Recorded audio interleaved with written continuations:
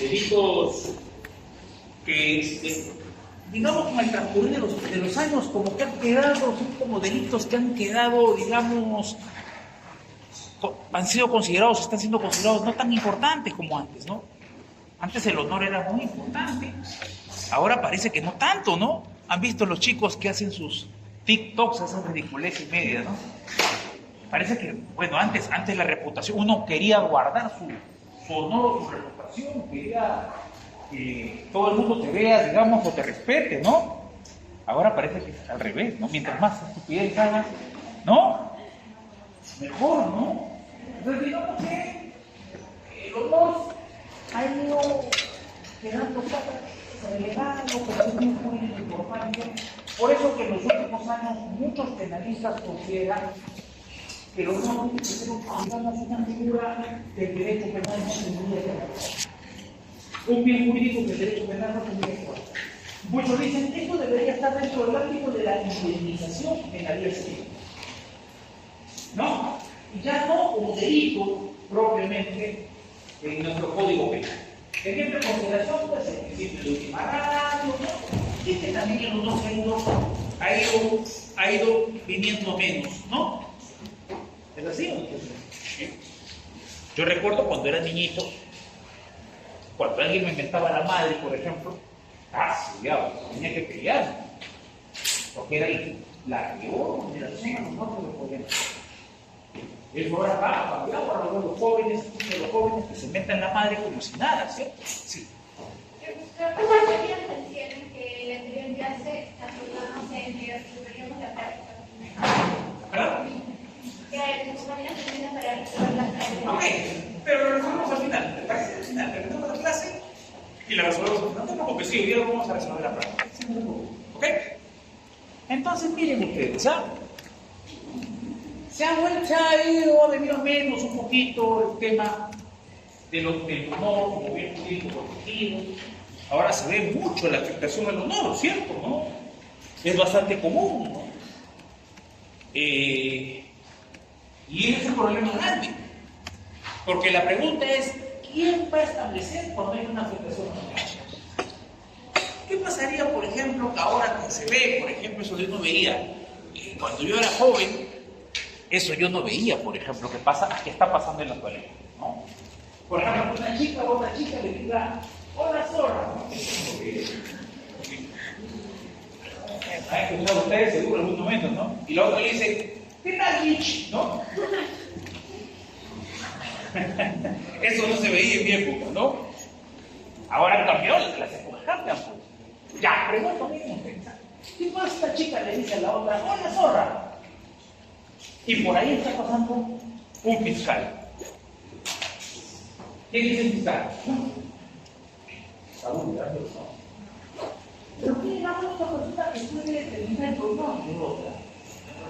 La propia persona. Por eso en el proceso de delitos contra el honor son procesos de ejercicio privado de acción. ¿Qué implica esto? De que no participa la Fiscalía del Ministerio Público. Pues es una locura, pues, ¿no? Imagínense, ¿quién es la única persona que puede determinar la afectación del honor? No puede ser un tercero como el Ministerio Público. Tiene que ser la propia víctima. La propia víctima, entonces, ¿qué tiene que hacer? Tiene que presentar una querella, una denuncia, pero ¿ante quién? ¿Ante la policía? No. Tampoco, porque el Ministerio Público no participa acá. Ante el propio Poder Judicial de manera directa. Ante un juez unipersonal. Miren ustedes, porque en estos casos no participa el Ministerio Público. Porque este es un bien jurídico bastante personal y bastante individual, ¿o no? El honor. De repente tenemos, nos podemos insultar, nos podemos poner chapas, nos podemos no. Y eso es algo que solamente una sola persona agraviada podría determinar la afectación. Yo recuerdo, miren ustedes, hace unos años atrás, yo trabajaba en una institución pública de la Administración de Justicia, trabajamos en un módulo 12.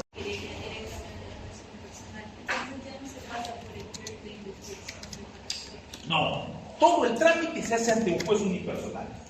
Va a ser una única audiencia. Ajá, te explico. Esto lo van a estudiar ustedes en Derecho Procesal Penal, pero se los adelanto, para que no queden dudas. Pero muy buena pregunta. ¿Ah? Miren ustedes, ¿ah? Ustedes van a estudiar en Derecho Procesal Penal un proceso especial que se llama proceso de ejercicio privado de acción. Tiene un trámite completamente diferente al proceso único que es el que van a estudiar en el proceso penal. ¿Ya? En el proceso de ejercicio penal, obviamente es diferente porque no participa el Ministerio Público. El que presenta la querella, así se llama, el escrito de denuncia, la denuncia se llama querella, ¿ya? El que presenta la querella se llama querellante particular. ¿Por qué? Porque como ustedes se dan cuenta, ¿quién es el titular de la acción penal en ese caso? Claro, el propio querellante, por eso se llama querellante particular. Como no hay fiscal, él es el que tiene que demostrar que hay delito y que se le ha afectado su honor o cualquier otro, porque hay varios delitos, no muchos tampoco, pero hay otros delitos también de ejercicio privado de acción. Ahorita vamos a hablar acerca de eso, ¿ya? Entonces se presenta la querella ante el juez unipersonal y este proceso de querella es un proceso más parecido a un proceso civil que a un proceso penal. Les voy a advertir, lo que les gusta el derecho civil. Es un proceso mucho más parecido a un proceso civil que a un proceso penal. ¿Por qué, profe? Miren ustedes. Porque una vez que el juez unipersonal recibe la querella, evalúa. Y si ve que hay oscuridades, si ve que hay algunas deficiencias, puede pedir la subsanación al querellante particular y le da un plazo para que pueda subsanar, hasta 5 días. Eso no pasa en una demanda civil. ¿Sí o no? No, incluso cuando uno presenta una demanda y cuando no cumple con los requisitos establecidos por ley, el juez ¿qué hace? Subsanación, ¿no? Le pide la subsanación y da días para que pueda subsanar esa demanda. En el caso penal también pasa eso, en el proceso de ejercicio privado de acción. Si el juez ve que hay algunas oscuridades, puede decirle, oiga, querellante, corrija esto, le doy 5 días para que... ¿Ok? Y una vez que ya se regularice todo ello, el juez emite un auto admisorio. Miren, ¿cómo se llama? Auto admisorio. ¿Cómo se llaman los autos que cuando se presenta la demanda, el juez la acepta y corre traslado a la parte demandada? ¿Cómo se llama el auto en el proceso civil? ¿Cómo el proceso civil? Auto admisorio. Miren ustedes, igualito, auto admisorio. El juez admite la querella y corre traslado, miren, para que la conteste. Miren qué parecido a un proceso civil. Para que la conteste la parte querellada. ¿Ok? Luego de esa contestación o sin ella, se señala fecha para audiencia, que es una audiencia única, ¿ya? Y miren, ¿no? Para que se den cuenta qué parecido con el proceso civil, recontra, parece un proceso civil. Miren, comienza la audiencia con el juez tratando de que las partes lleguen a una conciliación. ¿No les parece esto tremendamente parecido al proceso civil? No es lo primero que hace un juez civil en un proceso civil. El juez penal, miren ustedes, en la primera sesión de la audiencia, lo que hace el juez civil es tratar de que las partes lleguen a una conciliación. Si se llega a conciliación, termina el proceso. Miren ustedes, termina en conciliación el proceso, como ocurre en un proceso civil. Y si no hay conciliación, el proceso continúa, el juicio continúa. ¿Ok? Se actúan las pruebas, ¿ok? Se realiza el juzgamiento hasta la emisión de la sentencia de parte. ¿Ok? ¿Puede ser impugnado? Sí, se puede apelar. Y en segunda instancia, ¿quién va a ser? Si es que el juez unipersonal es el juez de primera instancia, ¿quién es el juez de segunda instancia? Pues en ese caso sería una sala penal igual. Una sala penal de apelación. ¿Ok? Ese trámite resumido, porque obviamente ustedes ya luego cuando estudien estos procesos especiales van a estudiarlo un poquito más, con muchísimo mayor detenimiento este proceso. Pero quiero que ustedes se den cuenta que este proceso es muy similar a un proceso civil, es perfectamente parecido a un proceso civil, es más un proceso civil que un proceso penal. ¿Por qué? Miren, ¿qué pasaría, por ejemplo, de que...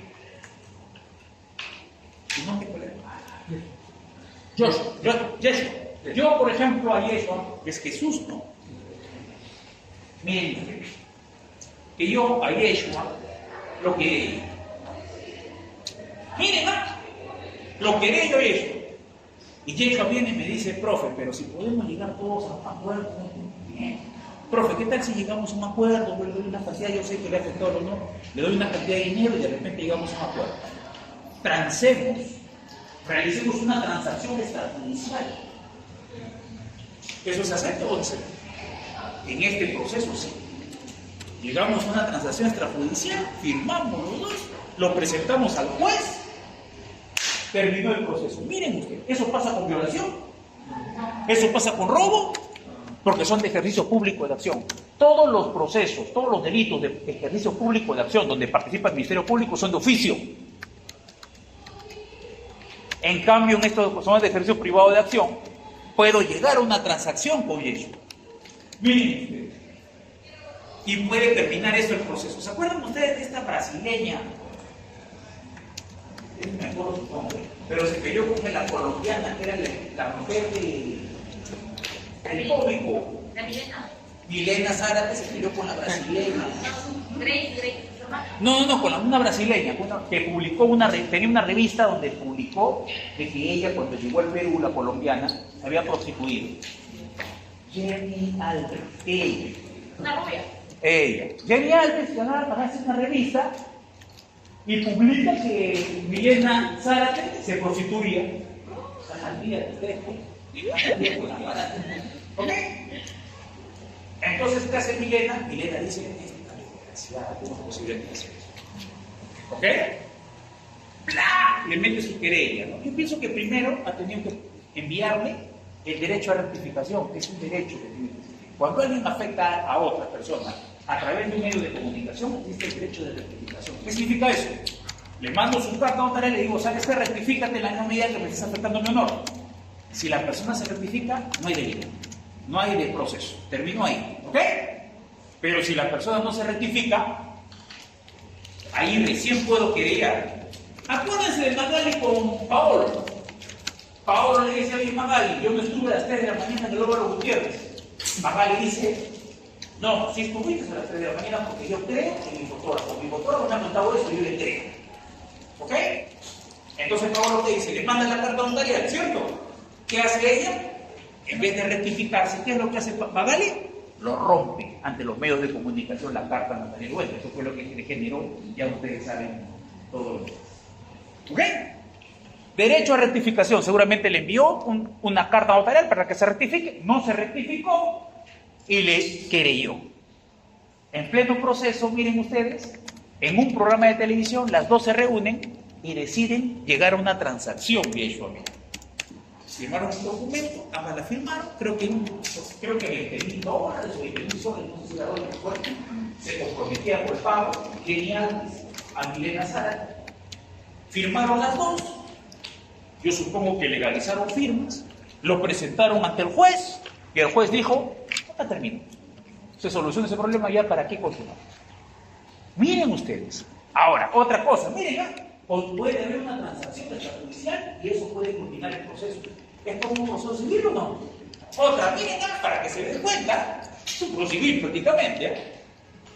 Para aquellos que les gusta el proceso civil, el derecho civil. Miren, ¿qué pasa si yo querello a ellos? ¿Ya?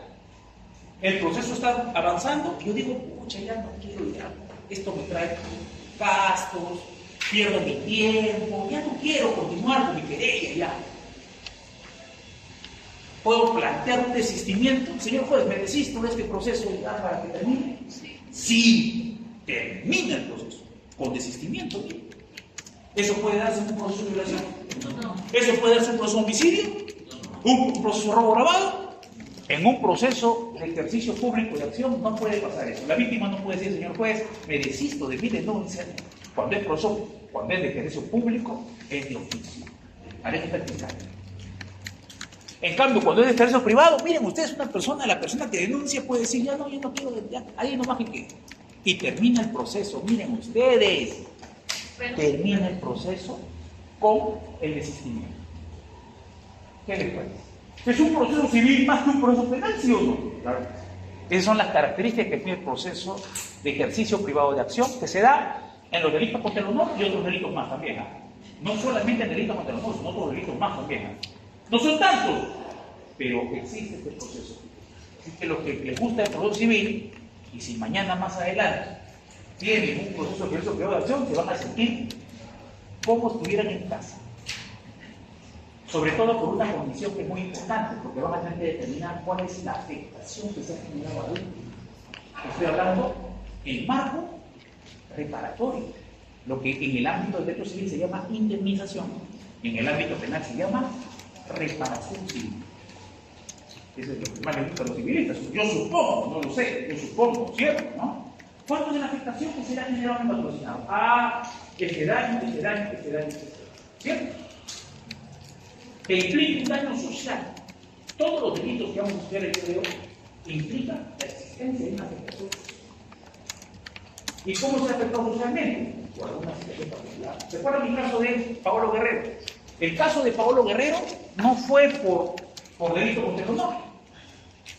El caso de Paolo Guerrero fue un caso de delito contra el honor, ¿o no? Sí. Difamación agravada. Difamación agravada. ¿Qué había dicho Magali Medina en su revista, Magali TV? Había indicado de que Paolo Guerrero estuvo a las 3 de la mañana en el Óvalo Gutiérrez como una modelo, cuando a las 3 de la tarde tenía que jugar partido Perú con Brasil en una eliminación. O sea, tenía que jugar a las 3 de la tarde. Sin embargo, a las 3 de la mañana de ese mismo día, se supone que estaba concentrado. ¿Qué hacía en el Óvalo Gutiérrez con una chica? Y lo peor de todo es que a las 3 de la tarde juega Perú con Brasil. Paolo sale en el primer tiempo nada más, no termina de jugar todo el partido, termina pero tremendamente cansado, ya sabemos por qué. Perú pierde contra Brasil 1-0, 1-0 perdió. Pero ya la gente le echó la culpa a él, pues, obviamente. Pero eso no es nada, o sea, a Paolo no le interesaba solamente que la gente lo vea mal. Paolo estaba a punto de firmar un contrato con Telefónica para hacer la imagen de Telefónica. Y después de esa información, ¿ustedes creen que Telefónica quiso firmar un contrato con Paolo? Dijo, pero imagen, esto va a ser perjudicial. Y él perdió una gran cantidad de dinero. Entonces, ¿qué hace Paolo? Paolo sale en los medios de comunicación y dice, no, es mentira. Miren lo que dice Paolo para que ustedes se den cuenta. Primera estupidez. Paolo dice, yo no estuve a las 3 de la mañana. Sí estuve. Acá, dentro de los vehículos. Incluso código anterior, de 1924. Solamente 3 ha terminado la cárcel de Magallanes. ¿No? ¿Ok?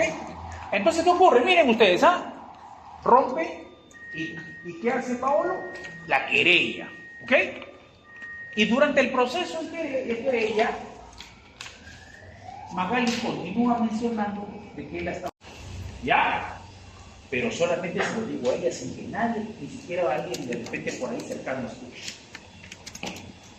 Entonces ella va a decir, oye, me está afectando, me está vulnerando, no, la voy a querellas. Pero el primero que le va a pedir el juez es ya, bueno, pero socialmente, ¿cómo te afectó? De repente una amiga te escuchó, fue mal percibido esa palabrota, ¿no? ¿Te das cuenta?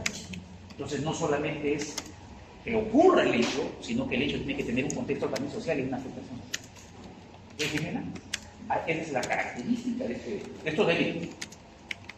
Somos, acuérdense, seres sociales, ¿cierto? ¿No? Por eso hay derecho para regular nuestras conductas y no afectar a terceros, ¿cierto? Bien. Vamos a ver, primero, vamos a ver injuria, ¿le parece? Delito más menos grave, vamos a ver la injuria. Artículo 130 del Código Penal, es el delito menos grave. La injuria es la afectación al honor vía palabras, frases, gestos o vías de hecho. A ver, acá está el tema. Una palabra que afecte el honor de una persona. A ver, un ejemplo. Ajá. Bueno, sí, hay algunos que se van a medir, yo sé que son personas bien formadas, pero se puede también, ¿no? Como esa palabra, bueno, prostituta, por ejemplo, es una palabra con mucha fuerza, pero hay una palabra más fuerte todavía que es un sinónimo de prostituta, ¿cierto? ¿No? Y no sé por qué, pero siempre cuando hay peleas entre mujeres, siempre sale a reducir esa palabra. ¿No? ¿Se han dado cuenta qué fácil que es decir esa palabra entre las mujeres? ¿No? Sí, efectivamente. Claro. ¿Ok? Es una palabra que puede ofender a otra, ¿cierto? Y podría afectar por no. ¿No? Vamos a hablar acerca de esto de prostituta, porque hubo un caso muy interesante y gracias a Magali Medina se estableció un parámetro. Gracias a Magali Medina. ¡Frases! A ver, mejor no digo frases porque hay que me mentada la madre. No. Pero ya es una mentada de madre, es una frase, ¿cierto? ¿No? ¿No? Hijo de P es una frase que puede afectar el honor de una persona, ¿cierto? A ver, palabras, frases, ¿ya? No les digo que digan porque iban a aprovechar el miércoles y van, ¿ya? Gestos, a ver, gestos. ¿Cómo una persona puede afectar a otra con gestos? El dedo medio puede ser, ¿no? ¿Qué otro? Ese. Lo peor que le puedes hacer a un hombre, ¿no? Lo peor que le puedes a un hombre hacer. ¿No? Yo me acuerdo en una aula, así, estábamos hablando del año pasado, creo que fue, y una señora ya, alumna, me dice, profesor, que hasta ahora sigue siendo mi alumna este año. Tengo otros alumnos, me dice, profesor, a mí siempre, por ejemplo, cuando estoy manejando mi vehículo, me mienta la madre, me dicen, yo le digo, pero más. Si es un varón que te mete a la madre, es un varón que te dice vete a cocinar, que es lamentablemente que eso pasa en nuestro país. ¿Pasa o no pasa? Ustedes, a chicas, las que manejan me van a dar la razón y las que no manejan, pero van a manejar, se van a dar cuenta. Pero yo le doy un alcance. Yo le decía a ella, si alguien te dice eso, le calla, cachudo, y con eso. Porque no hay peor cosa que le pueda decir un hombre como cachudo, ¿cierto? ¿No? El machismo, ¿no? El machismo extremo que existe en la sociedad también perjudica, ¿no? Y tú solamente, así tiene razón, doctor. Y luego ya me contestó y me dijo, doctor, tiene razón, porque lo bajo, digo, cachudo, y como que, ¿no? Pero creo que le estoy dando un arma que no es, creo que conveniente dar, ¿no? Pero bueno, para su defensa, en todo caso, legítima defensa. Miren, el cachito. A ver, otros signos, señal. ¡Ay, huequito! Me acuerdo de Poppy también Olivera, el huequito. De Poppy Olivera, ¿se acuerdan? ¿Se acuerdan de un caso habido? Señor juez, los abogados me están haciendo huequito, ¿no? ¿Se acuerdan o no? No se acuerdan, ¿cómo no se va a acordar? ¡Claro! ¿Se acuerdan o no se acuerdan de eso? Un fiscal hace poco nomás, ¿cierto? Hace unos meses, el año pasado, ¿no? Señor juez, los abogados me están haciendo huequito, me están faltando respeto, me están faltando mi honor. Mira, vamos a ver si eso significa o no. Ahorita vamos a ver el video, ya al final vamos a ver el video. ¿Ya? Sí.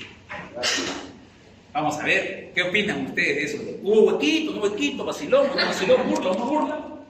Si eso en el proceso penal es correcto, no es correcto, pero peor todavía, si es delictivo o no es delictivo. Vamos a ver que no es delictivo, vamos a ver. Ya, gestos, vías de hecho. Una vía de hecho, por ejemplo, es escupir a la otra persona. Lanzar un escupitajo es una vía de hecho. ¿Ya? Entonces una persona ofende a otra a través de palabras, frases, gestos o vías de hecho.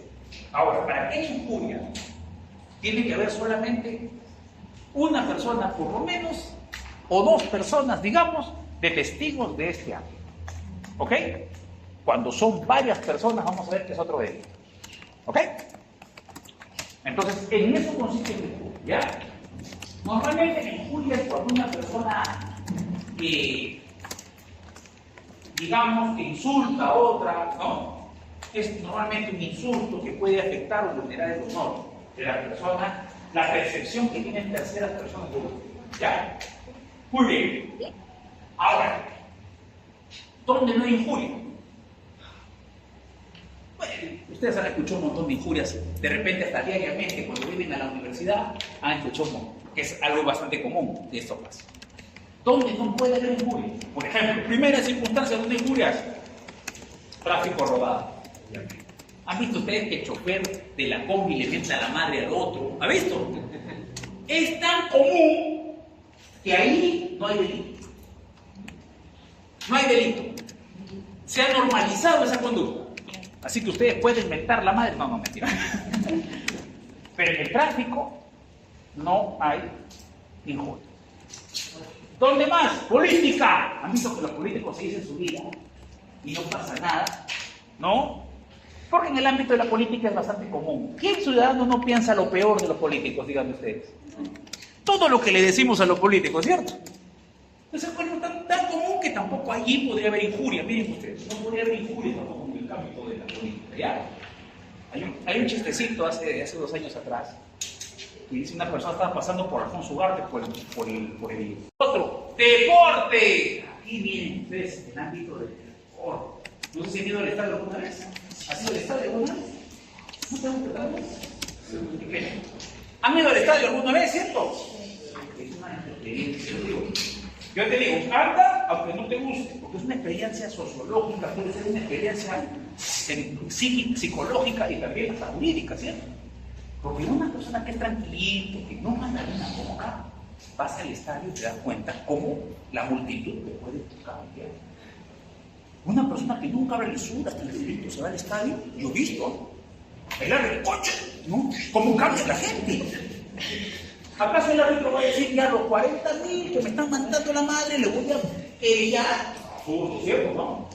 ¿Quiénes han jugado pelota, han hecho deporte? ¿Quiénes hacen deporte? Sí, pero colectivo. Colectivo, ¿no? ¿Han hecho deporte colectivo ustedes o no? ¿Fútbol? ¿No han jugado fútbol? ¿Las chicas han jugado voleibol? ¿Ah?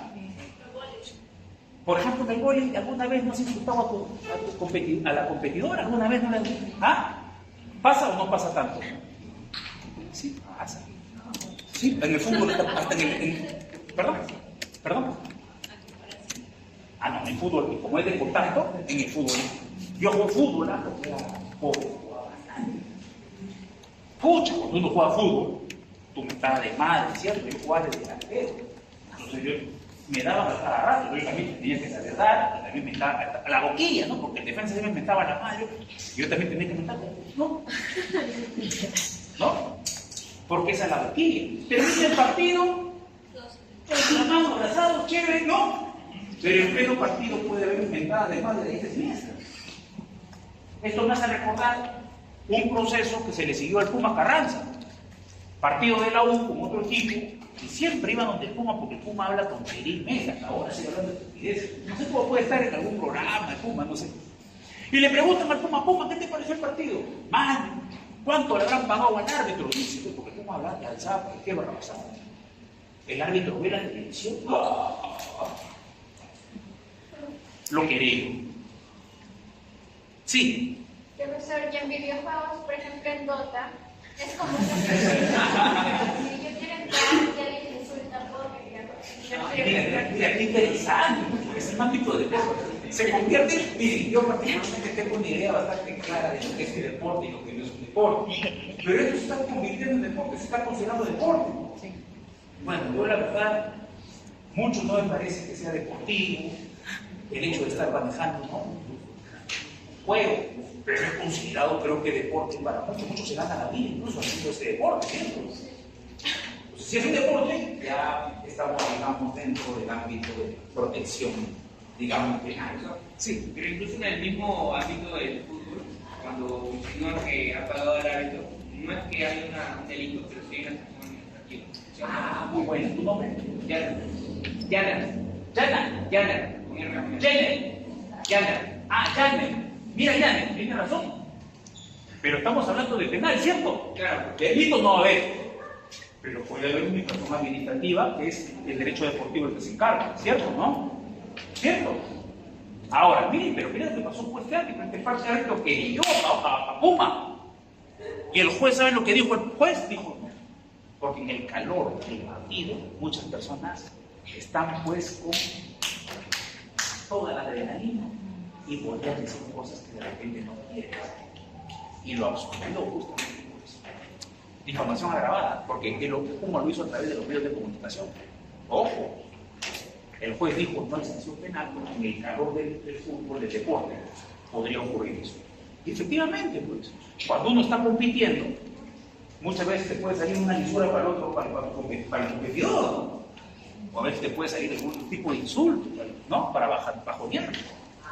Miren ustedes, por eso el deporte también es una zona liberada para la injuria, ojo, para la injuria, ¿ya? Zona liberada, ¿ya? Muy bien. Ok, bien, entonces, así se establece, fíjense ustedes, el delito de injuria. Es un delito doloso, la persona tiene que saber que está ofendiendo el honor de la persona, ¿no? A través de una palabra, frase, gesto o bien. ¿Ok? Esto tiene que permar la imagen que tiene la persona. ¿Ok? Y eso es lo que se debe. El racismo entra en esto porque no recuerdo que pero un deporte que tiene como una cáscara de plátano en otros países, miren ustedes, en otros países es delito grave. ¿Se acuerdan a ese entrenador, el asistente, ¿no? de la U? En Brasil jugó la U con un equipo brasileño. Y él, miren ustedes, sale del estadio, que es, bueno, es una lamentablemente hacen los argentinos, uruguayos, ¿no? Uruguayos, creo, o argentinos. Argentinos creo que uruguayos es. Pero ellos tienen una mala costumbre de insultar a los brasileños de una manera tremendamente peculiar. Uruguay. Entonces, ¿qué hace cuando sale del estadio? Cuando empiezan a insultarle a los barristas, él hace una seña como no, como mono, gorila. Lo detuvieron, estuvo detenido no sé cuánto tiempo. En Brasil, ahí en Brasil es gravísimo por el tema de la enorme cantidad de este tipo de actos que existen. Pues allá entienden eso. Acá no es tanto, pero hay delito de discriminación también. Tiene una discriminación, los delitos porque lo manejan. Estaría fuera de injuria. Sí, podría estar injuria. Un gesto puede ser justamente ese gesto, ¿no?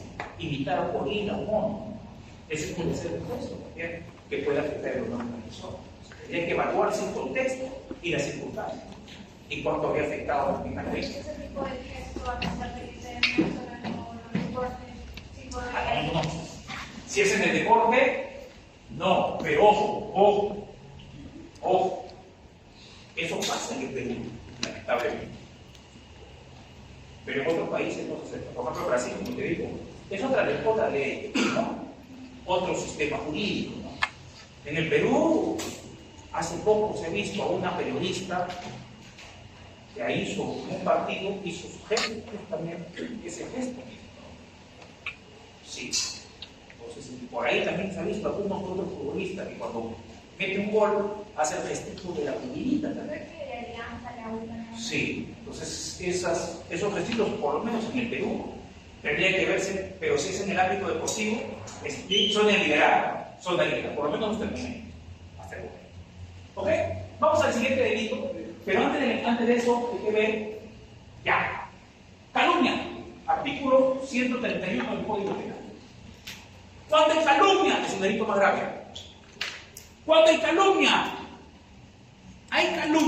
cuando se atribuye a otra persona la comisión de un delito. Miren, se dice que otra persona ha cometido un delito. Ese es calumnia.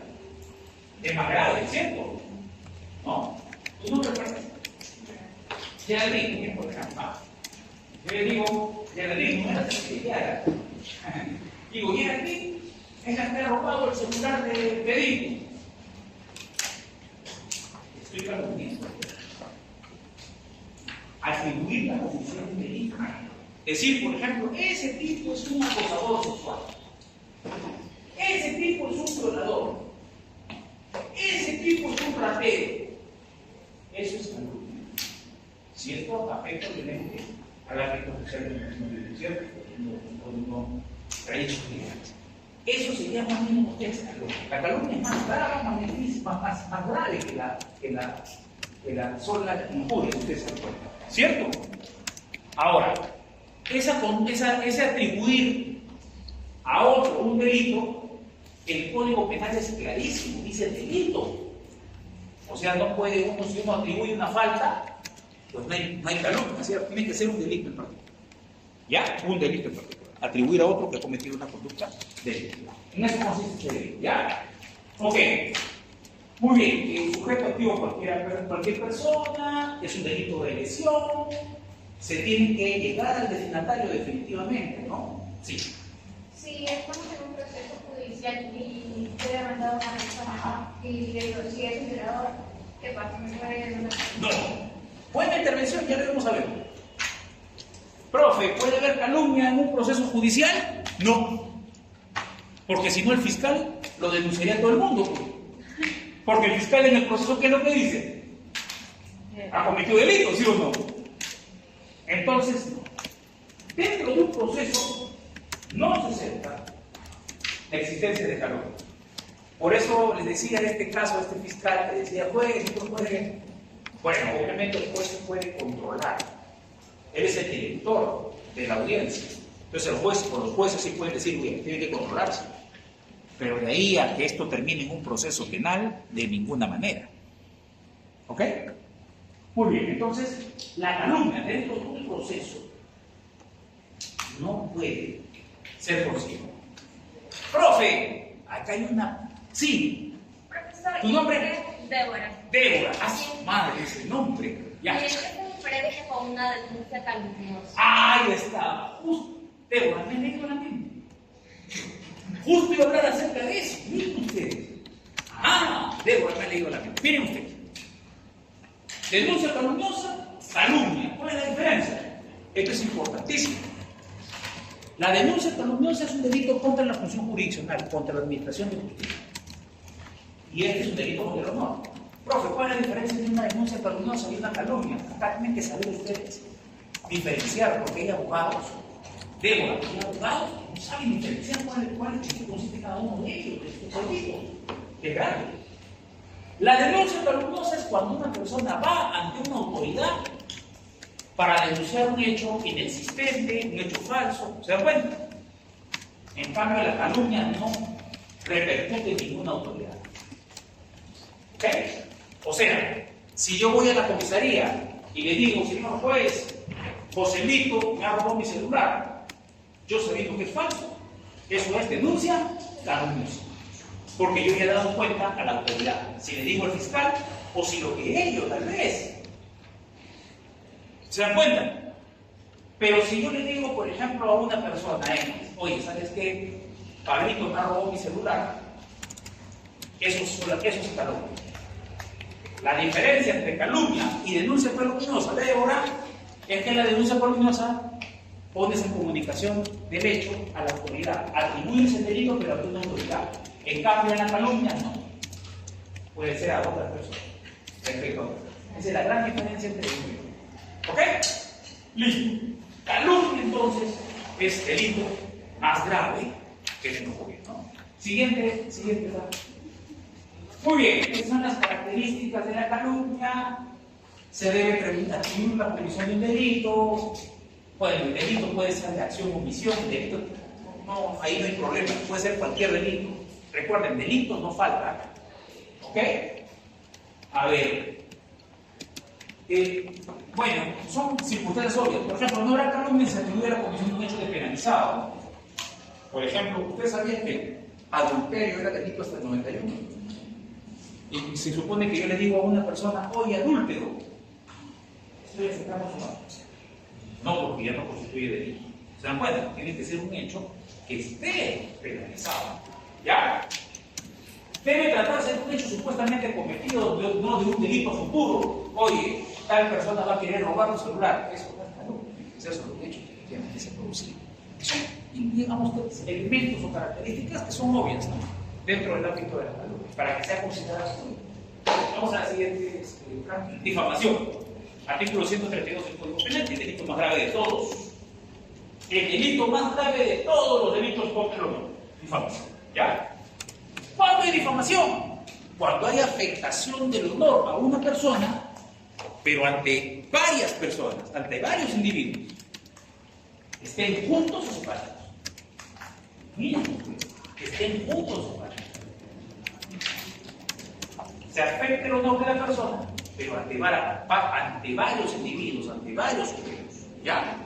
Por ejemplo, si yo afecto el honor de alguien en presencia de todos ustedes, eso es una difamación. Y hay una difamación más grave todavía, que la difamación agravada, que es cuando se afecta el honor de la persona a través de un medio de comunicación.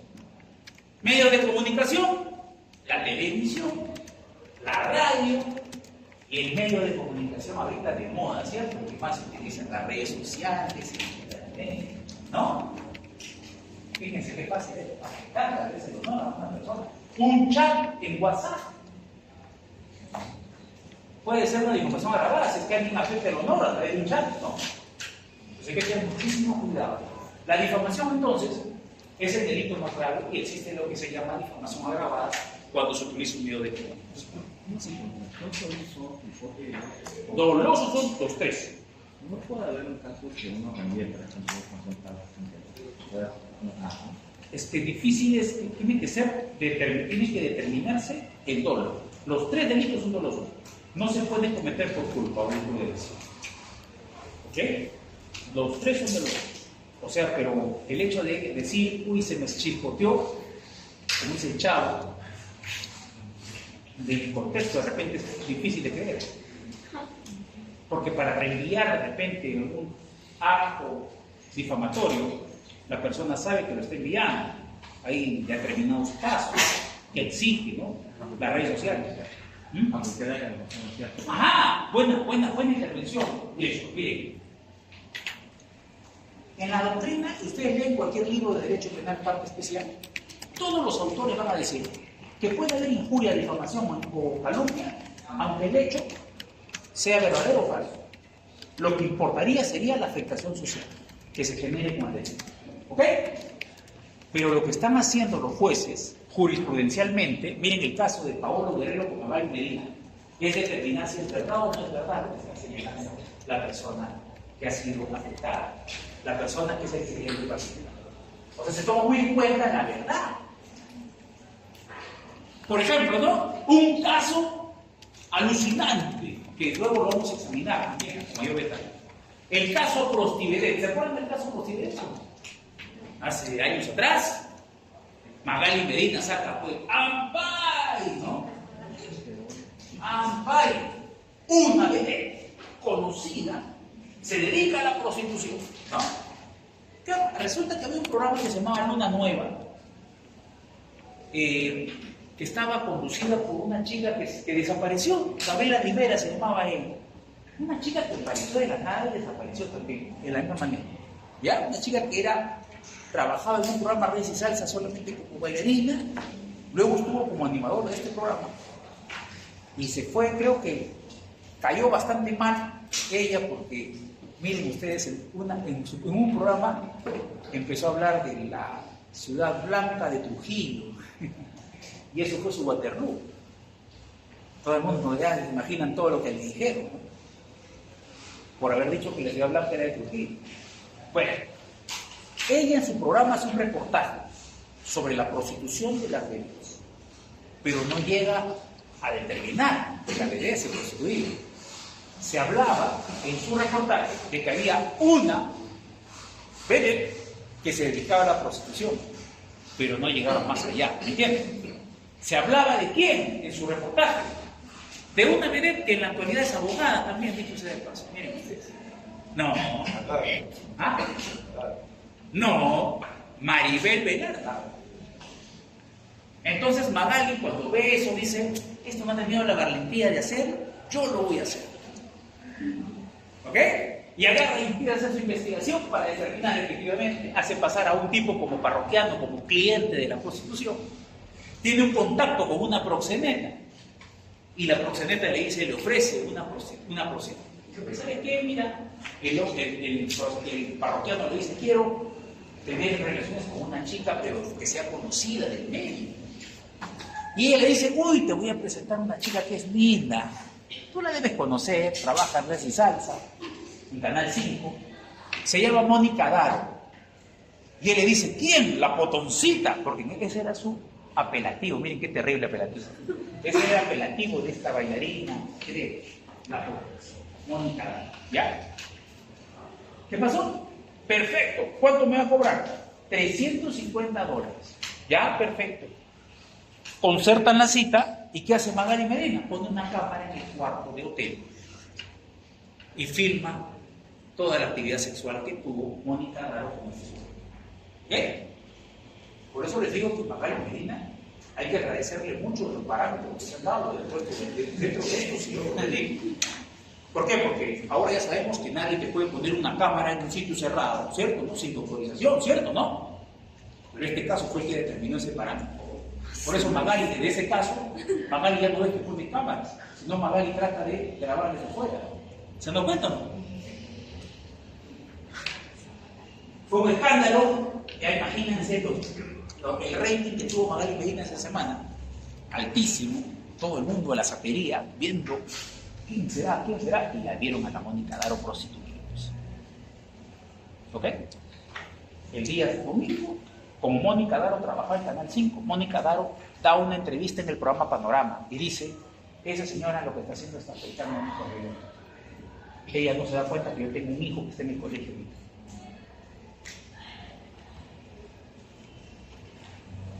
Pero la siguiente semana, Magali Medina lanza otro amparo. Dice, bueno, vamos a ver que la misma proxeneta también se prostituía.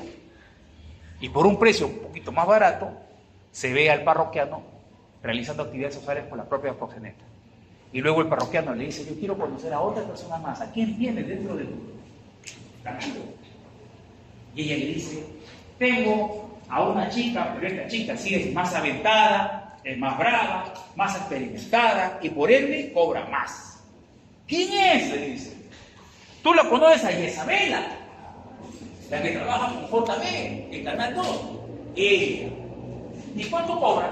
$500. Listo, pagó los $500. Y Magali Medina nuevamente pone una cámara dentro de un cuarto de habitación de hotel y se ve todo lo que hace Isabela con este señor. No, y salen obviamente en el programa. El rating tremendamente elevado, tremendamente alto el rating, ¿cierto? Pero luego vino lo que seguramente era objeto, que ustedes se dan cuenta que era objeto obviamente de proceso. Dos estrategias diferentes. Miren ustedes, dos estrategias diferentes. Y ahí por eso es muy importante establecer qué delito se había cometido y qué no. Por un lado, Isabela había señalado que había una difamación agravada. Miren ustedes. La querella a Magali por difamación agravada. Mientras que Mónica Daro, su abogado, miren ustedes, mucho más inteligente, me parece a mí, mucho más estratégico. ¿Delito contra la privacidad? Intimidad. El abogado dice, no, pues, ¿por qué va a difamación? Si te va a decir prostituta y tú te has estado prostituyendo, entonces, ¿dónde está la difamación? No, acá no hay difamación. Acá lo que hay es una afectación de tu intimidad, porque ya no te tengo que poner una cámara en ese cuarto. ¿Se dan cuenta? Y presenta su querella por violación a la intimidad. Por eso es importante establecer cuál es la estrategia al momento determinado del delito que se ha cometido. Miren ustedes, por un lado Isabela por difamación, que ya ustedes ven que se iba el camino a perder, y por otro lado Mónica Daro respecto al delito contra la intimidad, que es un delito de ejercicio privado de acción también. Vamos a hacerlo más adelante. Doctor, Sí. en el caso de las garabatas, cuando el medio es un libro, por ejemplo, en el caso de Henry Baker, en su libro literalmente se pone a rajar de media farándula peruana, pero, o sea, se sabe que habla de ellos, pero no pone como tal sus nombres. Eso también como que implica, o sea, se sabe que son de quién está hablando. Como te digo, como dije al comienzo, depende de la persona que se siente ofendida. Hay muchas personas que no van a querellarlo a Bailey, porque lo que Bailey dice, esto es solamente obra de mi intelecto, es falso, por eso utilizo otro tipo de nombres. Tienes que demostrar que efectivamente tú eres. Si Bailey está hablando de cosas feas de ti, y si tú dices yo soy, estás aceptando que esas cosas feas que están hablando de ti, tú las aceptas. Por eso muchos no querían. Los nombres son parecidos. Sí, por ejemplo. sí. Pero sería que ellos acepten que efectivamente eso ocurrió de verdad. Y es peor. Esto me hace recordar, esto me hace recordar lo que pasó con Zambrano y el, ¿cómo se llama? El Zorro Supe, ¿se acuerdan? El Zorro Supe hace referencia de que un futbolista de la selección, un jugador defensa de la selección, miren ustedes, y que empezó a decir incluso algunos detalles, había tenido algo con él. Y el que salió al toque así, pero con un resorte, fue Zambrano. Zambrano lo quería, ¿no? Luego que Zambrano pudo determinar que efectivamente él era la persona a la que estaba aludiendo el Zorro Supe dentro del proceso, que era la única persona que podría estar metida en ese tema. Y lo condenaron al Zorro Supe, eso es el caso. Pero fíjense ustedes, esto es dentro del proceso, demostrar o determinar que soy yo, pero miren, si ustedes dicen que soy yo, podría estar implicando el reconocimiento de algunos hechos. En el caso de Jaime Bailey, sería reconocer efectivamente que lo que está diciendo Jaime Bailey es verdad. Por eso mucha gente mejor no lo cree. ¿Cierto? Porque de alguna manera estarían reconociendo que lo que ha dicho Jaime Bailey en el libro es verdad. ¿Se dan cuenta? Esa es la trampa. Pero hubo un caso muy interesante. El caso Ceñito, la Ceñito. Una pareja de Gisela Valcárcel, Carlos Vidal, que era su modelo, luego se volvió su pareja, se disfrutaron por muchos años. Un día, cuando termina con Gisela, decide escribir un libro, La Ceñito. Escribe un libro, La Ceñito, para publicarlo, y algunos capítulos había un compromiso con un periódico, de que el periódico iba a publicar parte de ese libro en diferentes días. Gisela Valcárcel dijo, si bien es cierto, habla de La Ceñito, habla de un personaje completamente diferente, Gisela Valcárcel inmediatamente pidió una medida cautelar para que no se fuera ese libro difundido. Porque ella consideraba, ¿a quién le decían La Ceñito? En esa época la única que le decían La Ceñito era a Gisela, porque Gisela así se refería a su público, Ceñito.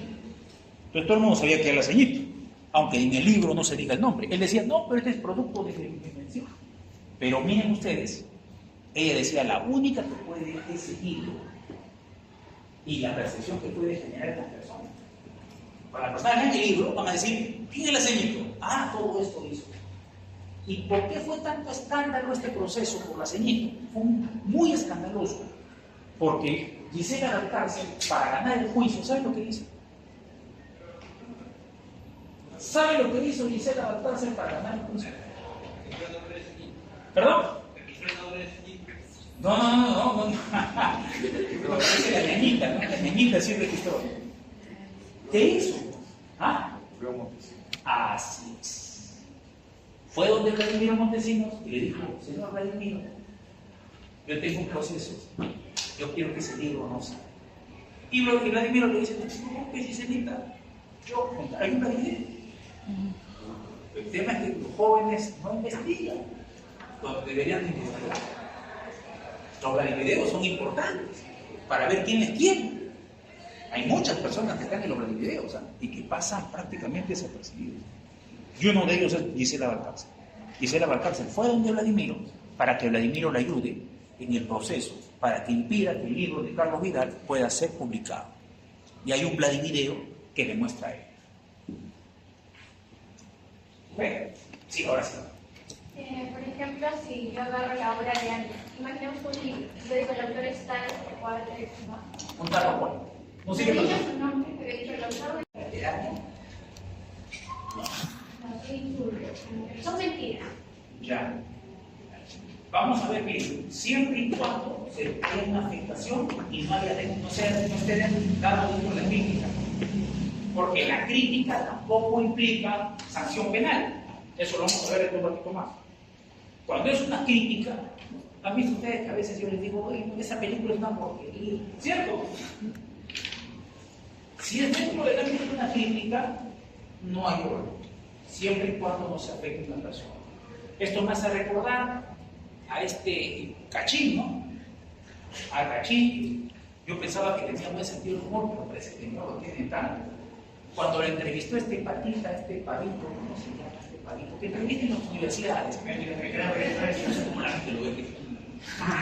Bueno, como le digo, el honor en la actualidad, cualquier estupidez que hagas, ir a entrevistar en la universidad, oye, ¿alguna vez has tenido diarrea?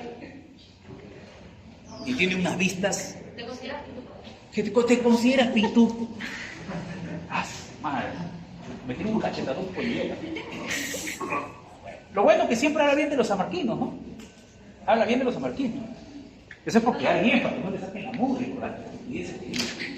Bueno, ¿de qué estaba hablando? ¿De Spencer? ¿Con quién? Allá. ¿Se acuerdan que le entrevistó y Machín mismo reconoció de que el último a su madre, él mismo lo había hecho y que lo había dirigido basándose en videos de YouTube? Quedó pero cochinazo. Y él se le vendió a Henry Spencer, que su apellido verdadero es Romeo, creo. Se le prende cuando él solito fue el que dijo eso. El entrevistador nunca le dijo, oye, tú has hecho películas, dirigido, copiando videos o viendo videos de internet. El mismo Cachín fue el que lo dijo. Por eso nunca hubo presentación de querella alguna, pero él sí, de alguna manera, cada vez que lo veía, lo rechazaba. Es curioso porque él solito fue el que se fregó. No lo fregó el entrevistador, porque la verdad, este Henry Spencer no hace preguntas que sean muy inteligentes y muy de repente demasiado cerebrales, ¿no? Hace preguntas tremendamente simples, muy simples, que podría hacerlo de repente un niño del mundo, ¿no? Oye, papito, ¿has hecho popó cuando estás en el colegio? ¿No? Por eso me sorprende a mí que tenga tantas vistas. Bueno, así son los gustos, ¿no? En gustos y colores, ¿no? No han escrito los autores. Bueno, eso demuestra también de alguna manera la disminución de capacidad intelectiva de la sociedad peruana también. Porque para que estos sujetos tengan algo de público, eso significa que a mucha gente le gusta ver ese tipo de... Bueno, yo a veces también veo injurias recíprocas. Si hay injurias, existe, puede darse injurias recíprocas. Ambos serían sancionados, ¿no? Ambos serían sancionados. ¿Ok? Entonces, vamos a ver. Les estaba hablando de el caso de las prostituidas, no me dejaron terminar.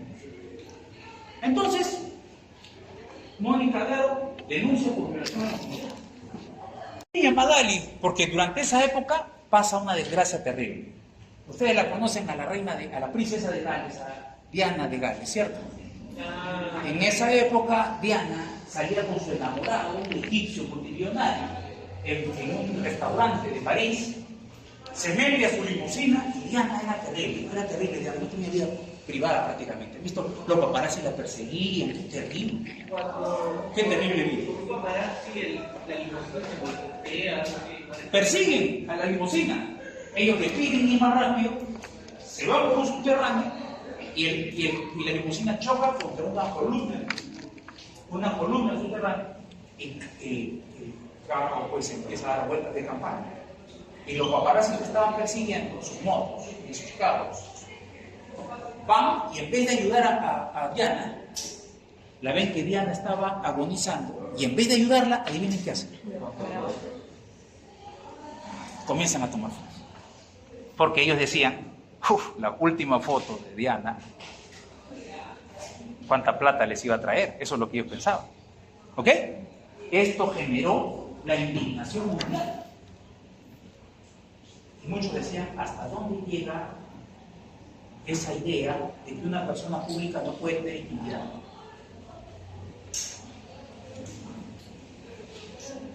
Lady Diana no tenía intimidad. Y eso la mató. En Inglaterra, esto fue terrible, porque en Inglaterra las autoridades dijeron: aquel que se atreva a publicar la foto de Diana se va a arrepentir. El medio de comunicación que se atreva a publicar la foto de Diana agonizando se la va a ver con el Estado. Y bueno, los medios de comunicación tampoco fueron locos. Esa mujer todo el mundo la quería en Inglaterra. Imagínense que alguien publique esa foto, iba a generar un rechazo terrible a ese medio de comunicación. Tontos no fueron. Nadie publicó la foto de Diana. Esos paparazzis que dijeron que habían hecho su negocio, su vida, miren ustedes, vean fielmente, perdieron. Murió, y eso tuvo repercusión en Perú, porque el primer fundamento de la jueza que ve este caso es: las personas públicas sí tienen derecho a la intimidad. Toda persona tiene derecho a la intimidad. El no considerar eso es una afectación a la igualdad entre las personas, el derecho a la igualdad. ¿Ok? Primer fundamento, entonces, roto. Segundo fundamento, delito, sí, delito. Pero el delito, ¿cuál era? Proxenetismo. Entonces bastó que Magali filme momento que le estaba dando plata a la proxeneta. No tendría que haber puesto una cámara, como tú bien dices, dentro de un cuarto afectando efectivamente la intimidad. Más bien, allí sí hay delito.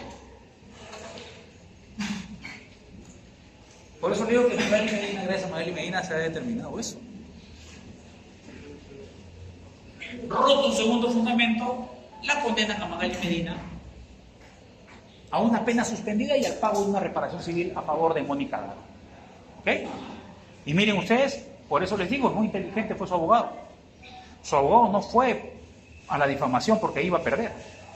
Fue para violación de intimidad, que es de ejercicio privado de acción. Un día estaba hablando de violación a la intimidad y un alumno que era policía me dice: profe, ¿qué? ¿De ejercicio privado de acción? Claro, el Código Penal lo dice. ¿Ah? Yo tengo un caso de eso. Yo le digo: tú no tendrías por qué tener un caso de eso. Porque es de ejercicio privado de acción. La persona agraviada tendría que haber querellado. ¿Ah? Genial, profe, un caso menos, me dijo. A la siguiente semana lo veo y digo: ¿qué tal? ¿Cómo te fue? Me dice: nada, doctor. ¿Qué pasó? Llamé al fiscal y el fiscal no reconoció que había cometido un error. El fiscal me dijo: sigue investigando, de repente por ahí hay un delito de servicio público que tal vez se...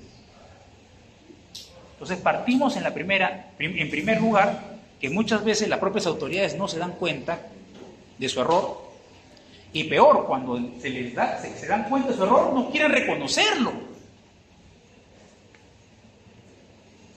¿Se dan cuenta? Si yo soy abogado de la parte imputada, me lo tumbo fácilmente.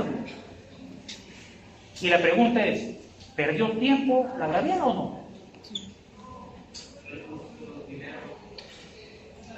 Esas cosas las autoridades muchas veces no quieren darse cuenta. ¿Por qué? Porque es bien difícil decir: pucha, le he malogrado, cometí una estupidez, no he debido de ver ese caso, no he leído el Código Penal, desconozco lo que dice el Código Penal.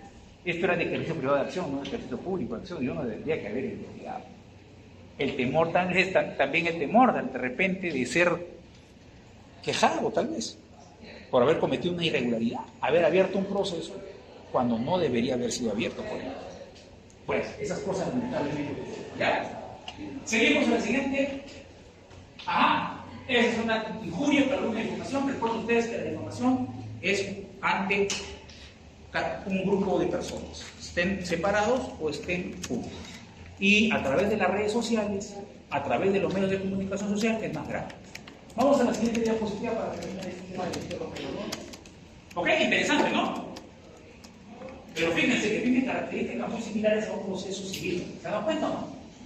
Ya eso lo van a ver ustedes en Derecho Procesal Penal, cuando les toque estudiar delitos de ejercicio privado de acción. ¿Ok? Que son pocos. Sí. Entonces, en el caso fueran menores de edad. Que la diatriba, el insulto, la afectación al honor esté relacionado a tu actividad política. Por ejemplo, si alguien le dice a Dina Boluarte es una mala madre, y no tiene nada que ver con su actividad, ¿sí? Entonces allí sí podría haber una afectación la frente. Ahora, obviamente en otros países, por ejemplo, es decir nazi a otro, también tiene una connotación más grave que la que existe en nuestro país. No, acá en nuestro país no es tan grave, que ustedes se dan cuenta. Es gravísimo, nazi, pues, un asesino, ya ustedes saben que es el régimen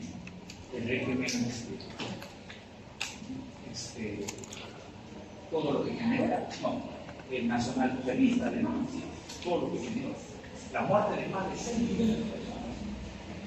Pero como que en Perú eso no tiene tanta afectación, no tiene tanta afectación como si pudiera darse en otros países. Por ejemplo, ustedes saben que en Alemania decir nazi es un delito, y me permite, pero podríamos hablar de un delito contra el honor, dependiendo de su contexto y dependiendo de cómo te afecte. De acción, eso ya hemos hablado al comienzo más. Seguimos la siguiente. No se injurian, no se comete injuria ni difamación cuando las ofensas se cometen en el marco de un proceso litigioso con ánimo de defensa de los litigantes, apoderados o abogados en sus intervenciones orales en un proceso. Porque si no, eso implica sancionar o denunciar o que llegue al fiscal. En todos sus casos, el fiscal que lleva a juicio está acusando a una persona. Y si todavía no se ha llegado a la etapa de fiscalización de la denuncia y la denuncia pública en la comisión y ya se había dado el si es que ya digamos un medio de comunicación. Sí puede haber una afectación, porque todavía existe la presunción de inocencia. Y en ese proceso se puede dejar para el final se para que eso se hubiera. Si se determina, rompe el proceso de ejercicio privado de acción.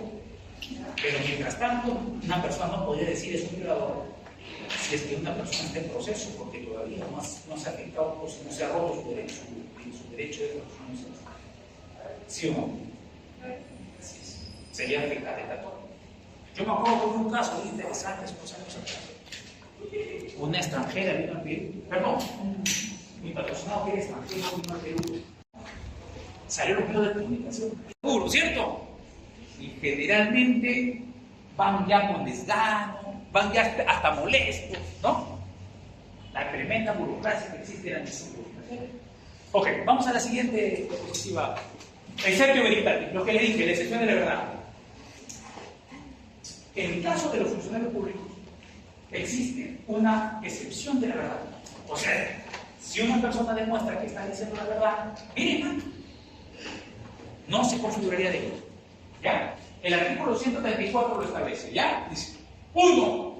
Cuando la persona ofendida es un funcionario público y los hechos, cualidades o conductas que se hubieran atribuido se refieren al ejercicio de sus funciones. O sea, funcionario público y él está realizando la función de funcionario público.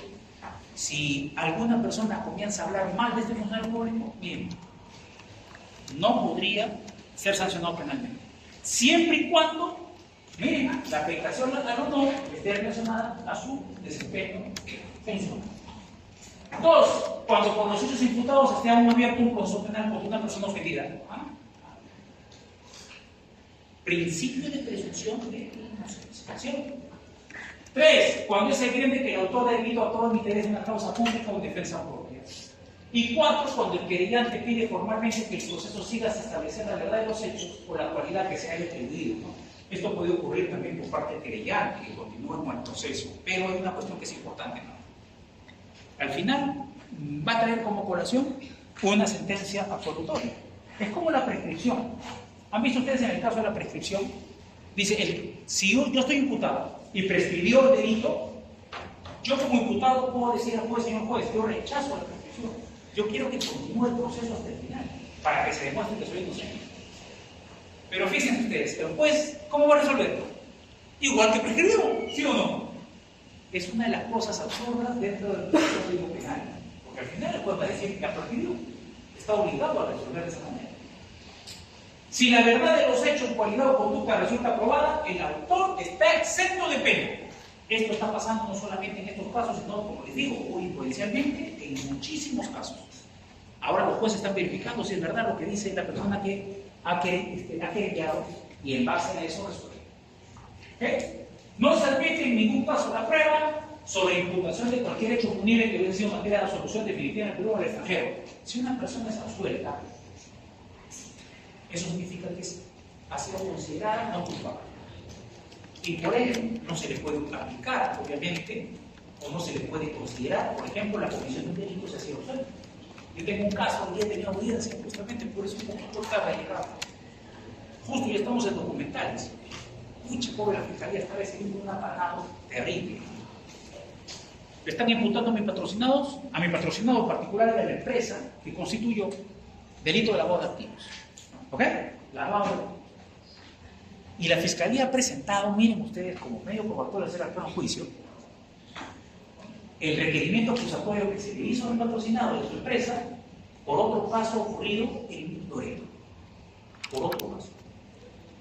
Y hoy día tocó la organización. ¿Y saben lo que hizo la fiscalía?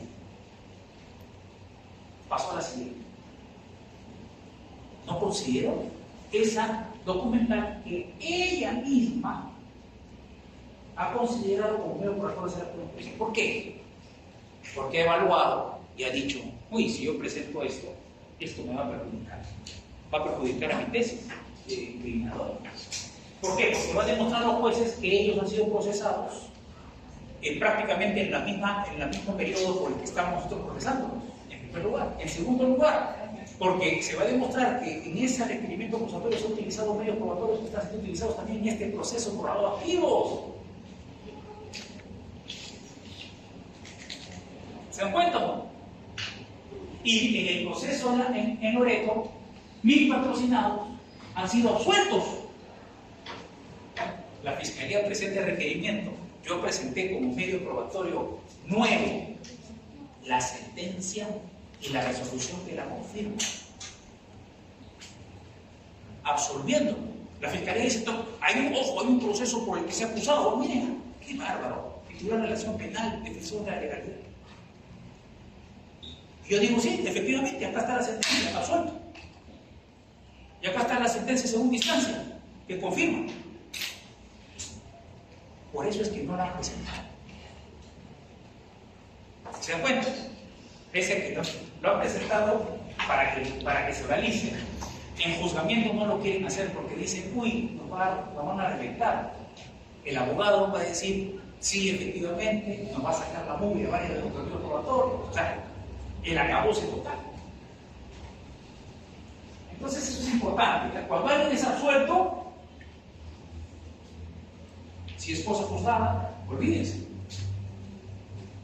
¿Ok? Vamos a la segunda. Dice, sobre cualquier imputación que se refiere a intimidad personal y familiar o un delito de violación a la libertad sexual o proxenetismo, ¿no? ¿Ok? Ese tema, recuerden ustedes, son temas muy, pero muy activos. ¿No? Violación sexual, proxenetismo. Tiene que haber necesariamente una sentencia, ¿cierto? Porque imagínense, señala que este señor está siendo investigado por proxenetismo y no hay principio de presunción de inocencia. En este caso que les estoy contando, la Fiscalía ha presentado, miren ustedes como medio probatorio, sus registros de mesa de partes de la Fiscalía para decir, ha tenido procesos anteriores. Del año 2010, del año 2012. Entonces, cuando hemos ido a juzgamiento, han dicho, mejor no lo presente. ¿Por qué? Porque el abogado me va a sacar la mugre. Claro, me está dando el pase, porque me debe ¿sí o no? Y la presunción de inocencia, 2010, 2012, no supone que hay sentencia de un proceso dura tantos años, si no es de labor detectivo, ¿no? Pues ellos mismos se meten que ustedes encamisados. Ok, vamos a la siguiente misma. La comunicación van a tener que informar. ¿Cuál es el límite? Esa es la pregunta que alguno de ustedes me hizo. El límite es efectivamente no afectar socialmente a una persona en su honor, que lo pueda perjudicar. O sea, se tiene que establecer un perjuicio generado en la imagen, en el honor de una persona. ¿Ok? Aunque, ya les he dicho y les advierto nuevamente, la doctrina indica que el hecho puede ser falso o verdadero. Recuerden lo que les he dicho el día de hoy. La jurisprudencia está considerando si el hecho es cierto o no. Miren el caso Paolo Guerrero. Ahora, dijo, no, es mentira, no se ha podido demostrar que estuvo a las 3 de la mañana en el Óvalo Gutiérrez, condena más rápido, ¿cierto? Eso está pasando en la jurisprudencia de nuestro país. Se está verificando la verdad o la falsedad de la denuncia o la denuncia. ¿Ok, chicos? Ya no los aburro más. Yo sé que es una hora bien pesada, ya varios lo veo ya que tienen ganas de descansar un ratito. ¿Ok? Nos vemos el próximo. No.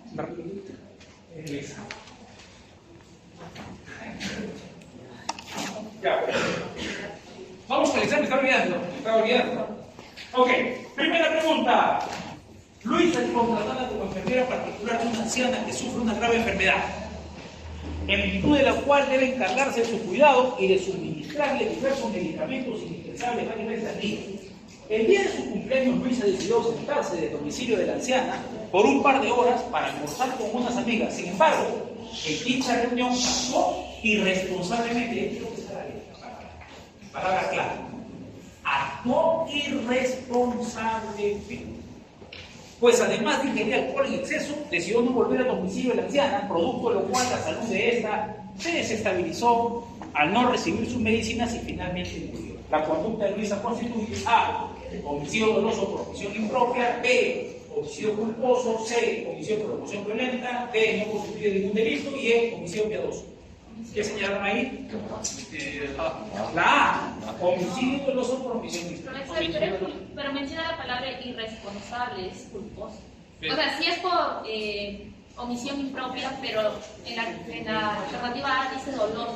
Y la clave vendría a ser culposo por omisión impropia. Vamos a ver, vamos a ver. Interesante, irresponsablemente, señora, ¿cierto? Actuó irresponsablemente, pues además de ingerir alcohol en exceso, decidió no volver a la domicilio anciana, ¿cierto? Bueno, interesante. Me parece interesante. Lo vamos a considerar las dos, ¿ya? Homicidio doloso por omisión impropia. Segunda pregunta. Un ciudadano belga, pero bueno, hay que aclarar una cosa. Hay que aclarar. La respuesta correcta es la A, porque hay una omisión impropia, de todas maneras. Pero Tú mismo lo estás diciendo, con toda la omisión impropia, pero sí. Pero podría, ¿por qué lo estoy considerando? Porque podría generar algún tipo de confusión de esa palabra. Yo creía que esa palabra más bien decía todo, ¿no? Pero esa palabra podría generar tal vez alguna confusión en ustedes con la omisión. Pero acá hay una omisión impropia por una sencilla razón. Porque ella tiene el deber de garante. Ella sabe que tiene que dar las medicinas todos los días. Ella sí, pues. Nuestra pregunta es por el término doctor. Doctor, ella Porque sabía. estamos de acuerdo que Sabía, claro, sabía. Por eso estoy diciendo que la respuesta es la A. por omisión impropia, no por dolo. Por la omisión impropia. Su falta fue intencional. Sí, claro. Es que lo que pasa es que es por omisión impropia, ¿no? Bueno, el tema es, aquí puede haber una confusión respecto al término doloso. Por eso voy a considerar los dos, ¿ya? Vamos al lado A y B, y hay que apuntar acá para decirle. no se puede reconocer control. Vamos a ver si se puede devolver, ¿ya? Segunda pregunta. Un ciudadano belga, Maurice, conoce una dama oriunda de la ciudad de Cusco, Beatriz, en una discoteca de dicha ciudad. Luego de convencerla para tener intimidad, logra conducirla a su alojamiento y ante la negativa de ella de tener acceso carnal violento con ella, este decide lanzarle agua en el rostro con la finalidad de figurarla, no logrando su objetivo, concluyéndose en el reconocimiento médico legal practicado su víctima de incapacidad médico legal de 18 días. ¿Qué delito comete Maurice? A. Lesiones culposas graves. B. Homicidio en grado de tentativa. C. Lesiones graves por violencia contra las mujeres en el ámbito familiar en grado de tentativa. D. Lesiones graves en grado de tentativa. E. Lesiones leves. ¿Qué pusieron? C. ¿No? Ahí creo que es claro, ¿no? Lesiones graves por violencia contra las mujeres en el ámbito familiar. La víctima es mujer. Y hemos indicado que la intención de esta es figurar en grado de tentativa. Y eso lo hemos explicado, creo que en clase también, ¿no? La C. Ahí sí creo que no hay ningún tipo de cosa. Tercera pregunta. En circunstancias que Jorge conducía su vehículo por inmediaciones de la cuadra 5 de la avenida Bancay en el cercado de Lima, sufre un desperfecto en el sistema de dirección, por lo que comienza a perder el control del auto. no obstante, como se encuentra apurado, miren ustedes, se encuentra apurado, continúa su marcha y cuando pretende doblar hacia el señor Quiro Quesada se despista y atropella a Carlos, a quien lo deja gravemente herido, pero las personas que estaban por la zona le prestan auxilio y lo llevan al hospital de Mayo. Porque nervioso por lo sucedido y sabiendo que es un personaje público, se aleja del lugar del accidente, pero al cabo de unos minutos regresa al lugar y se pone a derecho ante la autoridad policial que se encontraba en la zona, por lo que es llevado a la comisaría San Andrés. En relación al caso señalado, se puede decir que Jorge incurrió en el delito de A, lesiones leves, B, lesiones culposas agravadas, C, lesiones graves, D, fuga del lugar del accidente de tránsito, E, no cometió ningún delito. Exactamente. B, lesiones culposas agravadas, creo que es claro, ¿no? La B, lesiones culposas agravadas, el mismo caso lo dice. Y él, miren ustedes, no paró, no intentó, sino que siguió porque estaba apurado. Lesiones culposas se toman. Cuarta pregunta, no es un contexto de delito de feminicidio. A, afectación psicológica a la mujer. B, violencia familiar. C, coacción, hostigamiento, acoso sexual. D, discriminación contra la mujer. E, como en los anteriores. Afectación psicológica. Afectación psicológica no es. Está dentro de violencia. Así es. Está grado de poder. Es una circunstancia agravante, ¿no? Pero no es. No es. ¿Ok? 5. Josefina quiere matar a su marido, por lo que se aprovecha y pone veneno en la medicina que la enfermera le tiene que dar todos los días. En efecto, la enfermera que desconoce que la medicina tiene veneno, se la brinda al esposo Josefina y fallece instantáneamente. ¿Qué delito había cometido Josefina? Parricidio. Claro. ¿Por qué? Por el vínculo. Ella es la esposa de la víctima. El que mata a su ascendiente, cónyuge o conviviente, o aquel que ha sido cónyuge o su conviviente, se elimina el homicidio calificado y se aplica, por principio de especialidad, el delito más Entonces, específico. solo sería como un agravante, ¿no? ¿Cuál? O sea, No. el supuesto de Acá, acá estamos hablando de parricidio solamente. Parricidio solamente. Por el vínculo que tiene la persona que comete el delito. Por la modalidad. Parricidio solamente. 6. Parricidio en la clave C. 6. Inhumanidad en el móvil. Eso es facilito, ¿no? Matar por motivo fútil, sin causa aparente, por causa insignificante, agrava la culpabilidad. Ferocidad. Pero la alternativa de ferocidad está fácil, ¿cierto? 7. Carolina se entera de que su pareja le ha sido infiel, por lo que decide vengarse de él. Calienta una plancha y decide ponérsela en el rostro con la finalidad de producir lesiones que no le permitan tener relaciones sentimentales con otras mujeres. Cuando su pareja se encontraba dormido, pone la plancha en el rostro, creyendo que estaba muy caliente, pero no fue así, porque en la casa no había luz, pues no se había pagado la cuenta correspondiente a dicho servicio. Está interesante este caso. Más que la televisión, este es un caso de la vida real, pero miren ustedes, ¿no? Pero el resultado fue completamente diferente. La mujer entra a su casa, ¿ve? Llega de viaje, miren, y encuentra a su marido junto con su amante, en la cama, durmiendo. Entonces ella, miren ustedes, con toda la precipitación del mundo, coge una plancha, la enchufa, espera que esté tremendamente caliente, baja y se la pone en la cara de la chica. Miren ustedes. O sea, el resultado fue diferente. Ya, en el caso que estamos leyendo, A, dice, alternativa correcta, A, Carolina no podría ser sancionada por su conducta se realizó con medio idóneo. B, Carolina había cometido delito de lesiones graves en grado de tentativa. C, Carolina había cometido delito de lesiones leves en grado de tentativa. D, Carolina había cometido falta contra la persona. El medio es idóneo.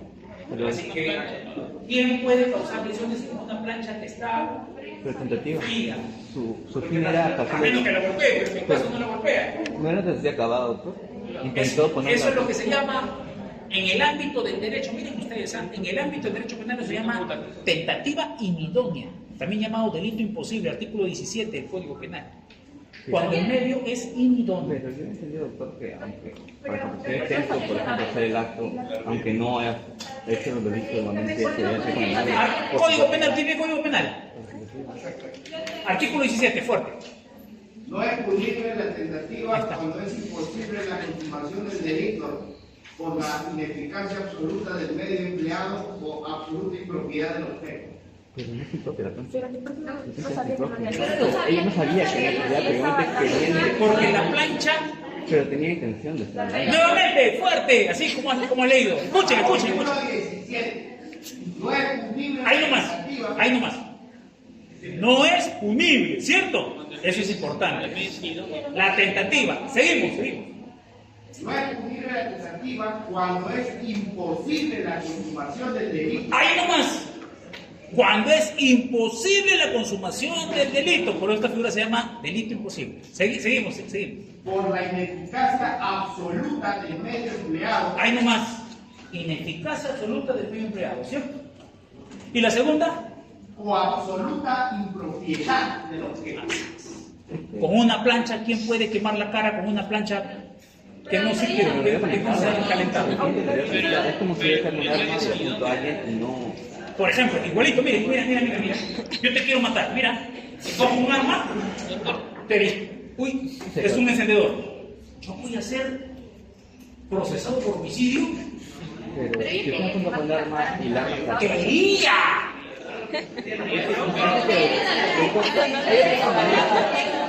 A ver, chicos. Imagínense que eso puede ocurrir dentro de un ámbito penal. Imagínense, yo estoy pensando que me voy a matar. ¿Ya con eso es suficiente para meterme en la cárcel? Lo estoy haciendo también. El acto, ¿por qué? Y les pongo un fundamento más. Principio de lesividad. Artículo 4, título preliminar del Código Penal. Para que una conducta sea delictiva, en primer lugar tiene que afectar el bien jurídico, ¿sí o no? Y en segundo lugar, ¿qué tiene que pasar? Tiene que afectar el bien jurídico. La segunda circunstancia, ¿qué tiene que pasar para que efectivamente una conducta sea delictiva? Ponerlo en peligro. La pregunta es, ¿dónde estaba en peligro el bien jurídico en este caso? Claro, no estuvo, ¿no? Y lo correcto sería nada, pero basado en que hemos estudiado las tentativas y todo lo que se nos ha explicado en la cátedra, teníamos idea de que era tentativa y podríamos tirar la carrera, hemos estudiado ese tema en las cátedras. Eso es parte general, ustedes deben de conocerlo. Sí, es parte general. Eso es parte general, ustedes deben de conocerlo al dedillo, deben de conocerlo. ¿Cómo no van a conocer la tentativa idónea, por favor? Intercrimen.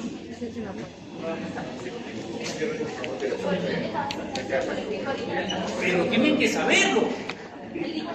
Imagínense que la parte general es muy importante también la parte especial. El problema es que de repente ustedes no manejan algunas instituciones de esta parte general. En muchos casos, yo les digo, en muchísimos casos, la parte general es tremendamente importante para saber la parte especial. Por ejemplo, yo les digo una cosa. ¿Cómo, por ejemplo, ustedes pueden determinar? Por ejemplo, si Juancito me quiere matar, pero yo lo mato primero a él. Yo les digo, ¿hay delito o no hay delito? ¿Por qué? Legítima defensa. ¿Y de dónde? ¿Hemos estudiado este ciclo de legítima defensa? ¿Se dan cuenta? Son figuras que ustedes ya deben, en parte general, haber estudiado. No se preocupen que yo les voy a dar un par de clasecitas, ya, de parte general. ¿Ya? Ok, vamos a la siguiente, 8. Indefensión de la víctima, abuso de confianza y expresión de una manifiesta actitud de hostilidad a la víctima. Alevosía, efectivamente, la C.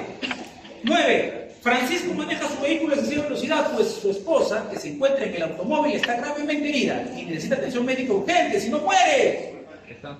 En un camino atropella a un peatón generándose graves lesiones. Muerte de la pendeja. Acá también tiene que ver con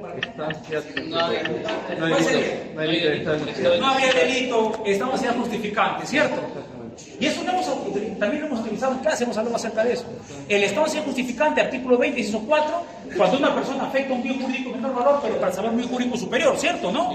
¿Qué hace este tipo? Atropella.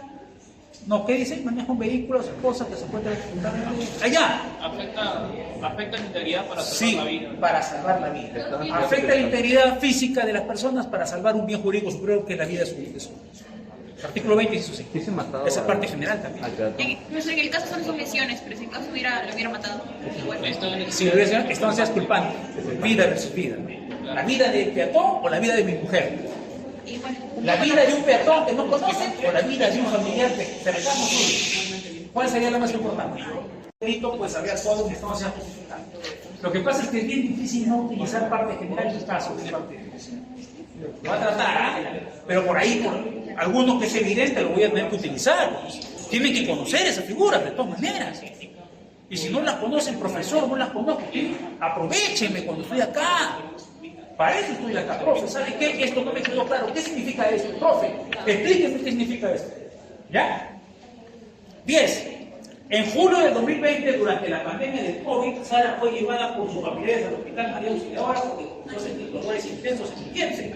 Horas posteriores fue comunicada que estaba embarazada. Sin embargo, tenía un aborto espontáneo en curso. Al inicio, el doctor de guardia, Mario, del área de emergencia, no la quiso recibir, aludiendo a las medidas de prevención contra el COVID.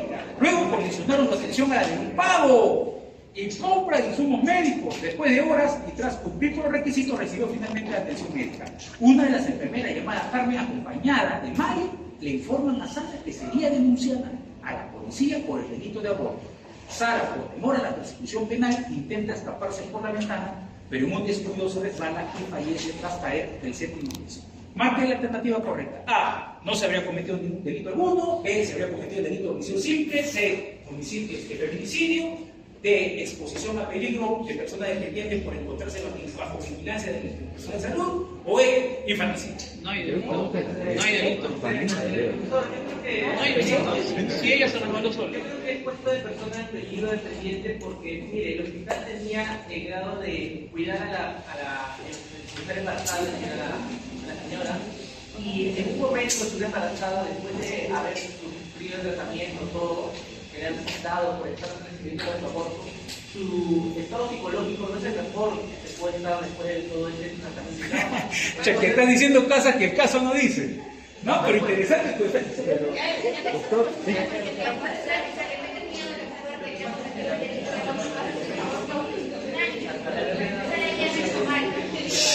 Silencio, por favor. ¿Qué? Ahí está. A ver, la Pero en el caso sí dice que ella sabe que está teniendo una aborto espontáneo y se entiende que es el hospital, sí estaba bajo cuidado del... Sí, pero la pregunta es, acá está la pregunta. El enfermero, las enfermeras, las personas que cuidan, tienen que cuidar 24 horas al día. Y otra cosa, el cuidar al paciente tiene que ver con que la persona, el paciente, se suba a una ventana para poder escapar y que se caiga. O sea, porque se subió a una ventana y se cayó, se va a responsabilizar a los enfermeros. Esa es la idea. ¿Se dan cuenta? pero esta parte de tu molde que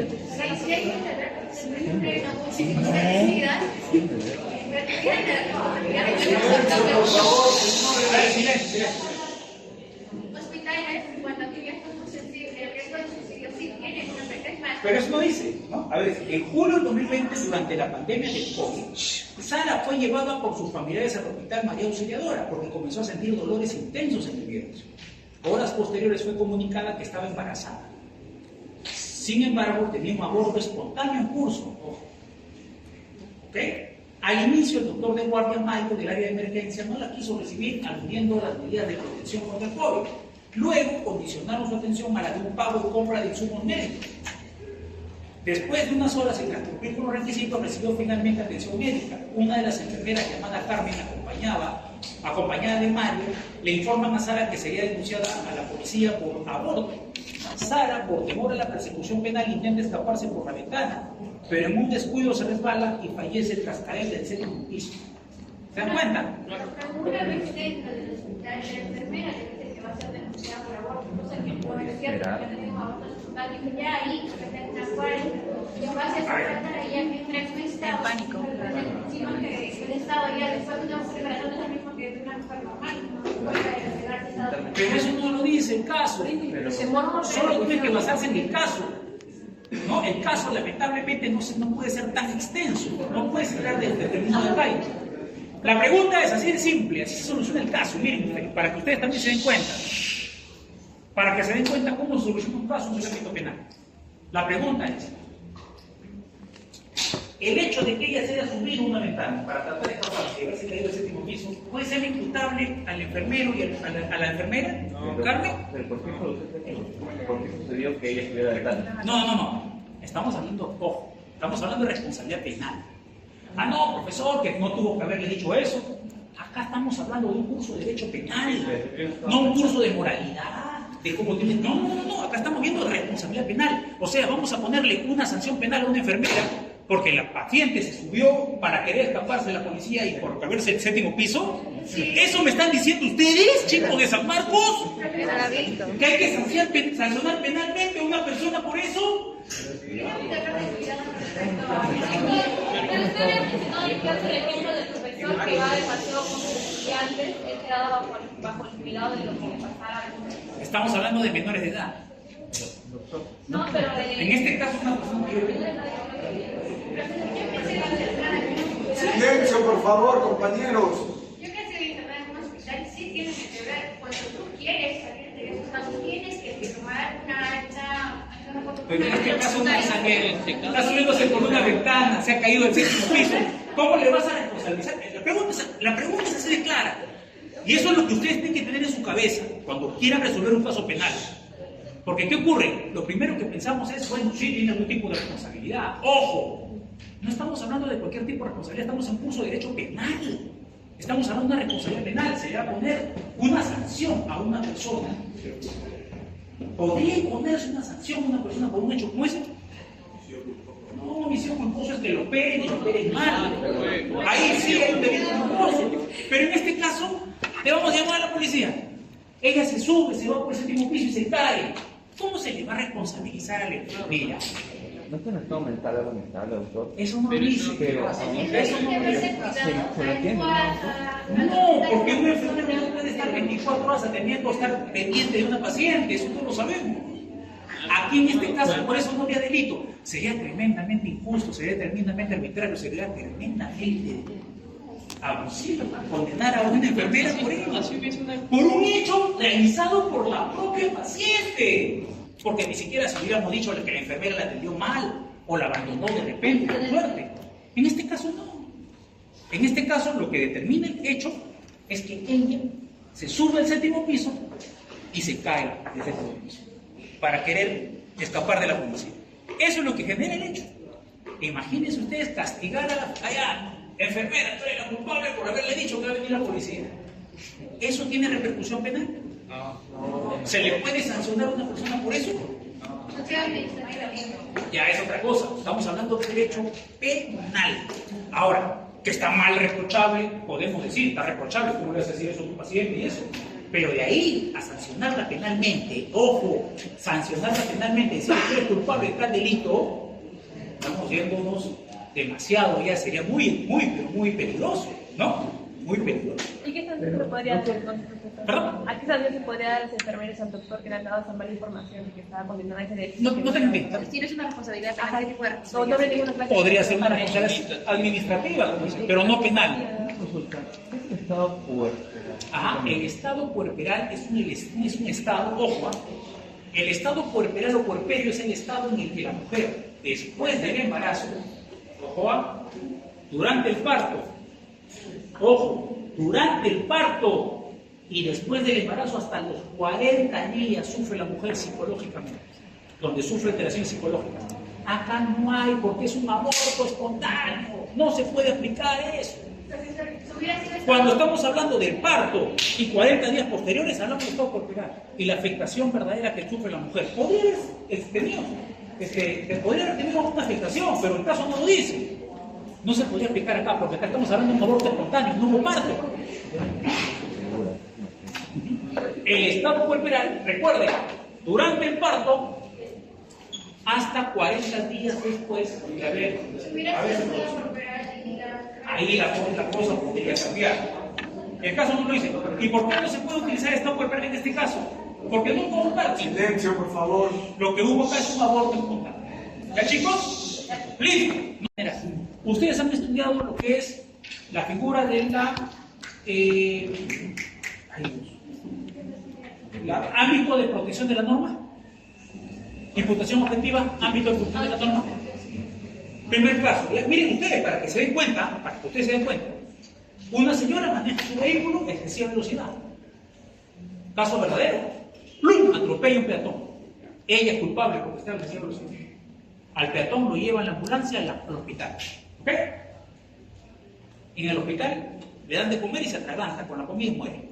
En ese momento los jueces dijeron, ¿qué hacemos? ¿Cómo lo condenamos a esta señora?